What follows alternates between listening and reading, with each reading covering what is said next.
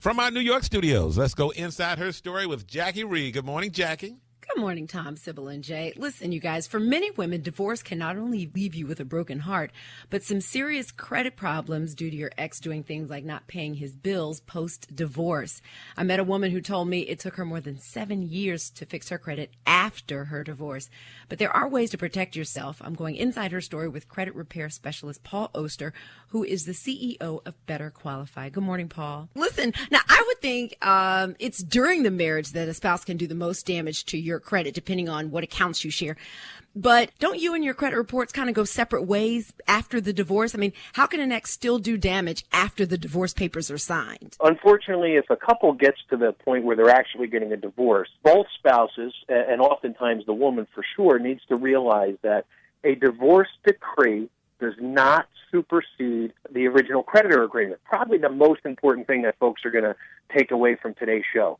What that means is if a judge orders a spouse to pay all of the credit card bills and their joint accounts, and let's say there's $100,000 worth of debt in those credit card bills, and the woman says, okay, well, if he's going to pay that, and that offsets some of the other monies in the marital settlement agreement, she doesn't take as much from a savings account or a 401k because he's responsible for $100,000. If he does not pay, she is ultimately responsible in the eyes of the creditor. And it's an amazing thing. They don't care what the judge says. If you have joint accounts, it is imperative that they get closed immediately, they get separated, and they get paid. You cannot take his word for it. Obviously, if you're going through a divorce, there were problems already. We see the damage every single day, and I listen to women pouring their hearts out, but the judge said. And it's an amazing thing to me that more people do not realize that. Now, is it mostly women that you hear from in these types of situations? Because a lot of women still let their husbands handle the finances and really don't get involved in that. Do you still see that happening? Very large percentage of our clients have come through a divorce, and oftentimes it's the woman who suffers more.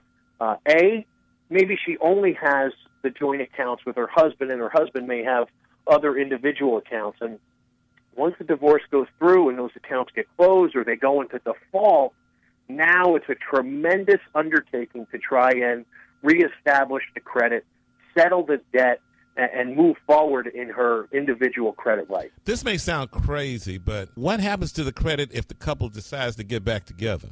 Then they would both be responsible at that point in time. It won't get any better.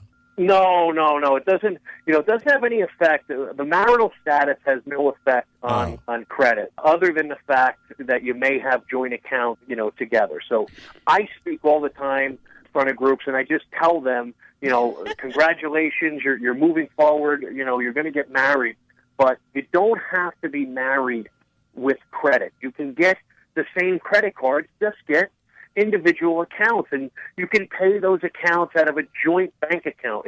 It's much easier to separate a bank account than it is credit card account. Paul, where can we get more of your tips on all types of credit issues? What's your website? It's betterqualified.com. Paul, thank you so much. All right, ladies. It's cheaper to keep them. You said it, not me, Tom. .com. Paul, do you think prenups are smart? If you don't have a lot of money? Oh, yeah, I can answer that one. No, but do you have to be rich and famous to have a prenup? No, and prenups are smart, but again, they don't supersede original agreement, and it's almost a separate issue to deal with. A prenup will not protect you against credit card default.